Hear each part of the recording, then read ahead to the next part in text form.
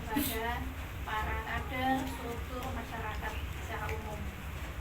Selain itu juga kegiatan-kegiatan saya bisa dilihat di sosial media saya. Di belakang itu ada akunnya, IG, YouTube dan sebagainya ada di situ. Sehingga saya membangun komunikasi yang terbuka. Masyarakat perlu tahu apa yang dilakukan oleh wakil rakyatnya. Kader, struktur juga bisa memberikan informasi kepada masyarakat yang dulu mungkin pernah diajak saiki anggota dewannya lapo gitu ya, dengan mengikuti informasi-informasi dari kegiatan saya sebagai wakil rakyat. Ini moga-moga bisa membantu para kader, struktur untuk menginformasikan juga kepada masyarakat bahwa sesungguhnya PKS ketika sudah terpilih wakilnya, bagaimana fraksi PKS telah berjuang sedemikian rupa terhadap isu-isu kebijakan-kebijakan yang berdampak langsung terhadap masyarakat secara umum, khususnya juga yang ada di Surabaya. Adapun mitra komisi saya adalah mitra yang terkait dengan pembangunan dan perhubungan, gitu ya. Itu ada di situ. Ini lengkap, nanti bisa dibacakan. Selain di Komisi 5, saya juga mendapatkan amanah di Badan Legislasi. Badan Legislasi ini badan yang memiliki tugas untuk merumuskan undang-undang. Jadi ini sangat penting ya, bagaimana undang-undang yang diperjuangkan oleh fraksi PKS itu mengedepankan kemaslahatan umat. Ya, PKS sebagai partai berasaskan Islam tentu terus akan memperjuangkan bagaimana kemudian nilai-nilai kebaikan yang rahmatan lil alamin, nilai-nilai Islam yang rahmatan lil alamin ini bisa semakin luas ya, bisa dijalankan oleh pemeluk agama Muslim ya, dan juga bagaimana Islam rahmatan lil alamin secara nilai-nilai itu juga bisa menjadi kebijakan yang kemudian memberikan kemajuan untuk bangsa dan negara Indonesia, juga memberikan perlindungan kepada pemeluk agama lainnya. Ya, bagaimana Islam rahmatan lil alamin itu bisa benar-benar terwujud di bumi Indonesia ini. Kalau kita perhatikan di negara-negara lain, negara-negara maju, itu banyak aturan-aturan yang jauh dari norma-norma agama, misalkan terkait dengan LGBT, ya, pernikahan sesama jenis. Ya. Beberapa waktu yang lalu saya ketemu dengan pendakwah gitu ya, yang dia dari sebuah negara yang di sana menghalalkan pernikahan sesama jenis, tapi beliau dengan teman-teman seperjuangannya tetap bersemangat ya dalam melakukan dakwah Islam. Apalagi kita di sebuah negara yang secara aturan, secara undang-undang itu sangat dekat sebenarnya dengan nilai-nilai ketimuran, nilai-nilai keagamaan gitu. Makanya kita harus lebih bersemangat. Mereka saja yang secara undang-undang itu banyak hal yang jauh dari norma-norma agama, mereka tetap semangat. Apalagi kita yang di sebuah negara yang mayoritas Muslim, kemudian juga nilai-nilai keislaman ini masih secara umum ini masih sangat diterima oleh masyarakat dan didukung oleh masyarakat, maka kita harus terus bersemangat.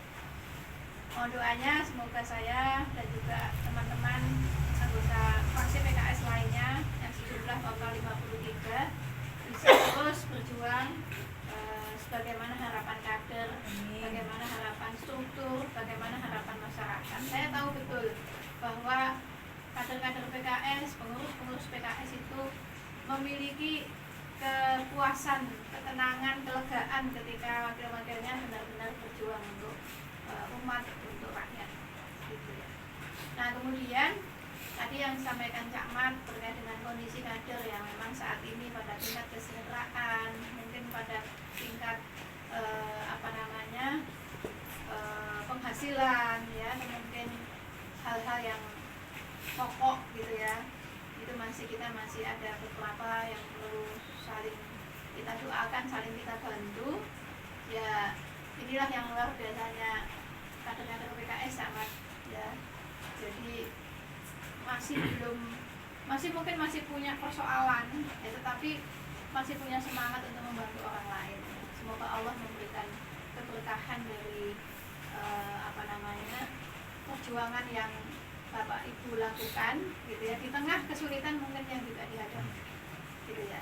Tapi itu tadi, itulah moga-moga dengan kebersamaan, sering bertemu, berkumpul itu bisa menghadirkan sebuah kebahagiaan ya, karena kita harus yakini bahwa Gusti Allah itu adalah zat yang maha adil, yang bisa memberikan kebahagiaan kepada siapapun ya. Makanya kenapa di PKS itu moga-moga ini membawa keberkahan lah buat semuanya ya. Kadang gini ya utangnya akeh gitu, tapi ya si iso seteng, si iso guyu, si iso silaturahim gitu ya. Ternyata memang makna kebahagiaan, keberkahan itu memang sangat luas gitu. Ya, moga-moga saja dengan kita semakin aktif dalam kebaikan-kebaikan ini, Allah bisa menyelesaikan urusan-urusan ini. Itu yang penting yang kita yakini itu ya. Yakinlah yang kita kita punya keyakinan. Ada sebuah kisah ya, saya pernah dapat sebuah cerita.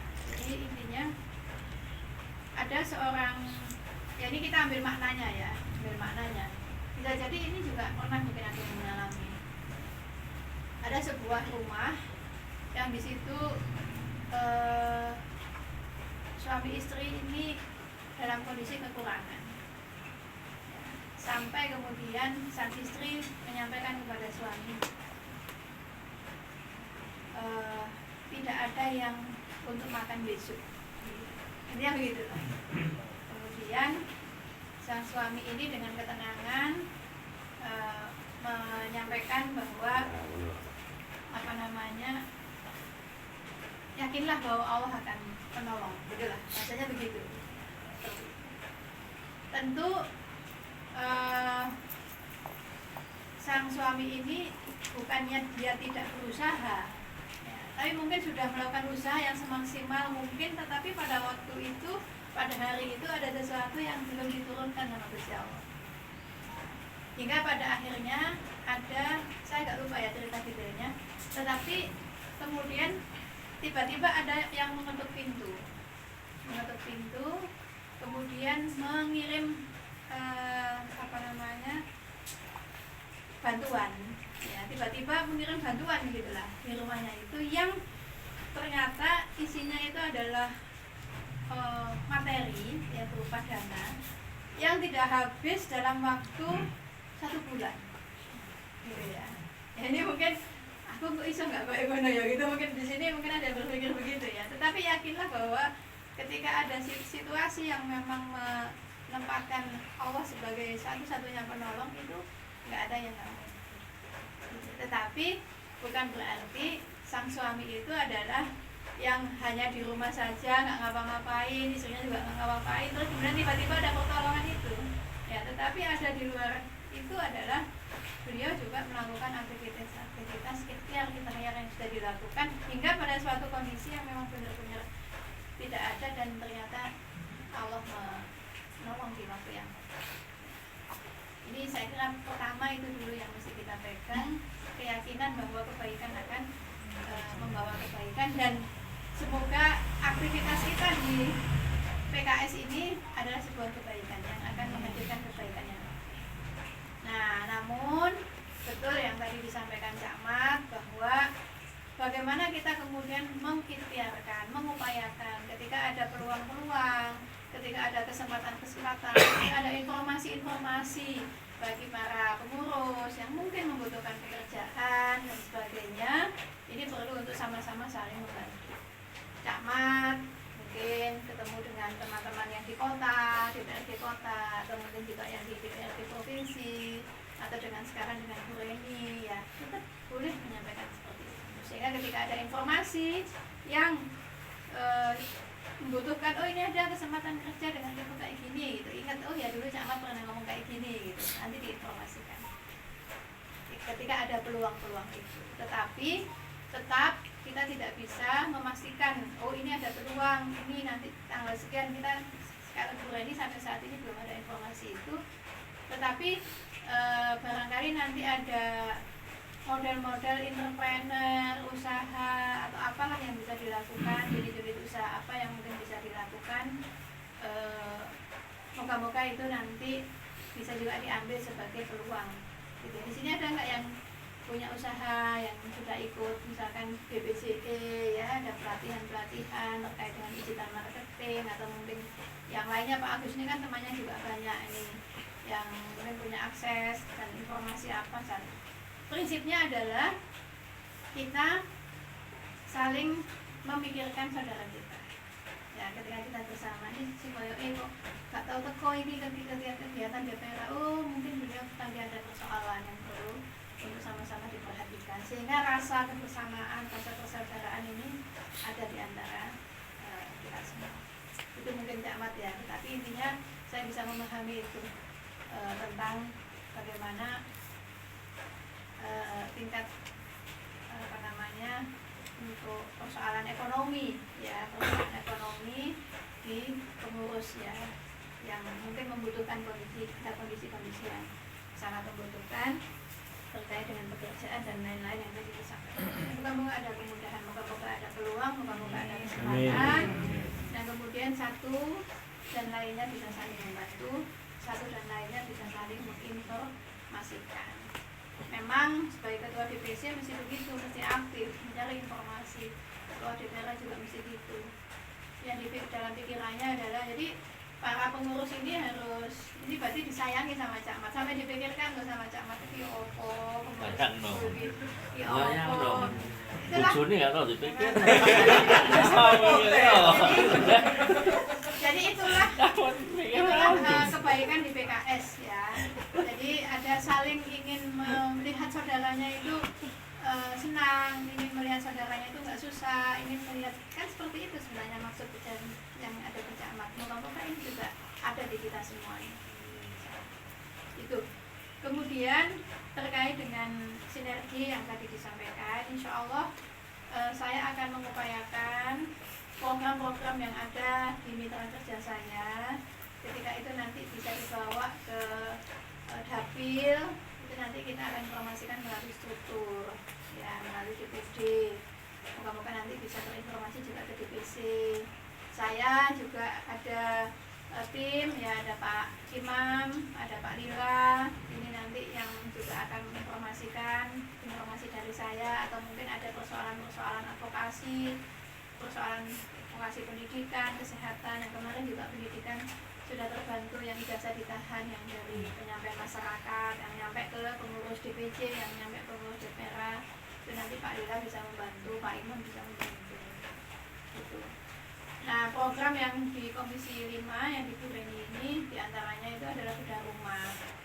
Nah, bedah rumah ini nanti syaratnya seperti apa, jumlahnya seperti apa yang bisa dimanfaatkan, secara detailnya nanti menyusul, karena hingga awal tahun ini belum terinformasikan secara detail ya. Tetapi prinsip ketika ada program yang bisa saya bawa ke dapil, tentu akan saya informasikan kepada masyarakat melalui para pengurus, struktur atau relawan saya, insya Allah. Jadi nanti mau ditunggu ya nanti terkait detail-detailnya seperti apa. Kemudian juga terkait kalau di Komisi 5 itu sanitasi, pembangunan jalan, pembangunan jembatan, itu memang yang besar-besar, yang untuk kalangan umum ya. Itu kayak misalkan antum tahu flyover Aloha gitu, itu mitra kerjanya di komisi saya, yang bangunan-bangunan yang besar, infrastruktur kayak embung kalau di Sidoarjo, atau mungkin jalan, jembatan antar wilayah, pasar gitu ya, itu juga ada di komisi saya. Tapi yang langsung menyentuh ke masyarakat itu tadi bedah rumah, kemudian nanti WC kayak jamban itu, kemudian sanitasi kalau di desa itu masih terkait dengan sanitasi PDAM. Surabaya mungkin sudah tidak begitu kesulitan karena kinerja pemerintah kota Surabaya jauh lebih baik. Tapi kalau kita lihat di Sidoarjo, itu desanya ada 340 desa, bayangkan, dan masih banyak wilayah yang belum memiliki saluran air minum. Jadi kalau saya berangkat ke dapil yang di Sidoarjo itu jauh beda dengan yang di Surabaya. Yang di sana itu kondisinya infrastrukturnya juga kalau di Surabaya relatif lebih maju dan lebih baik.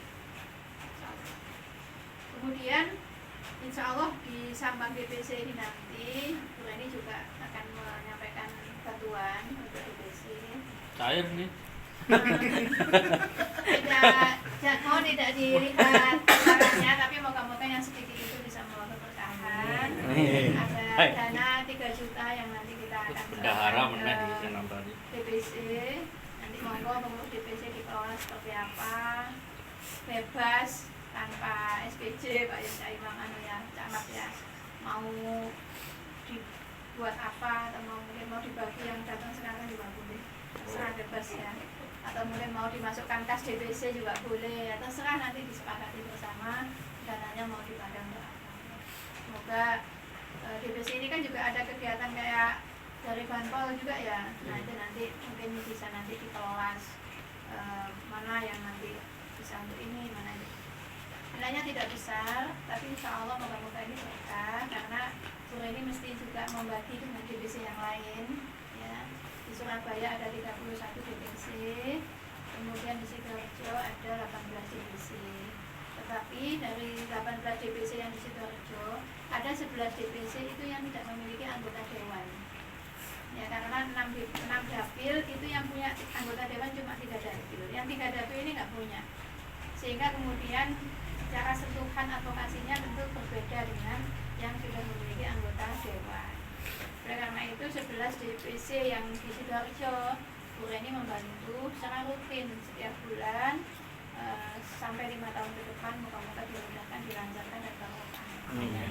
Tapi untuk yang di Surabaya mungkin bantuannya tidak bisa rutin ya, mungkin pada saat ini kami memberikan, moga-moga itu manfaat ya. Karena sudah punya alat kota, sudah punya alat provinsi, secara program sinerginya moga-moga bisa lebih lagi. Itu mungkin yang bisa saya sampaikan, moga-moga bermanfaat, dan insya Allah nanti berlanjut dengan DPC yang lain. Atas bantuan 3 juta yang tadi saya sampaikan itu juga nanti kami akan berikan juga ke 31 DPC yang ada di di Surabaya ya, semuanya juga akan mendapatkan yang sama, dan moga-moga ini nanti bisa semakin mengaktifasi kegiatan yang ada di DPC dan yang ada di DPR. Setelah pemilu, dan ini pemilu lagi masih panjang ya, kita mesti bernafas panjang, harus membuat program yang tepat gitu ya, yang produktif secara hasil politis gitu ya, tetapi juga pada konteks dakwahnya juga masih kena gitu. Inilah saya kira nanti menjadi kemenangan DPC untuk bagaimana mengelola, menata program-program yang sesuai dengan kemampuan, tapi juga dengan target-target yang jelas.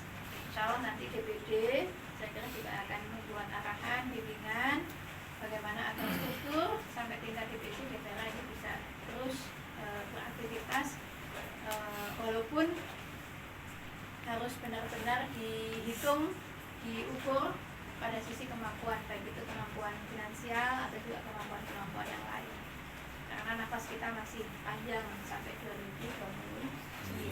Setidaknya mungkin internal ya, kebersamaan, soliditas di tingkat DPC DPR itu menjadi hal yang prioritas yang diutamakan.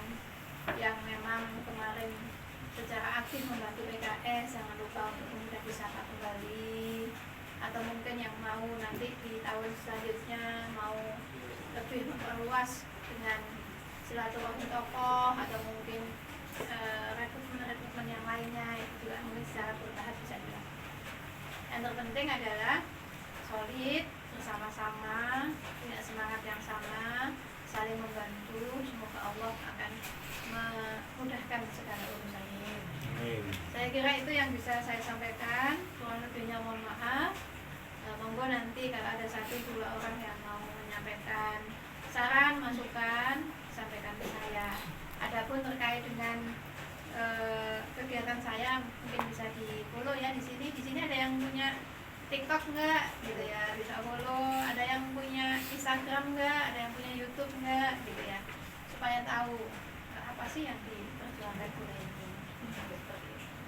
Demikian Pak Mat, Pak Agus, dan semuanya matur nuwun sangat. Wassalamualaikum warahmatullahi wabarakatuh. Waalaikumsalam.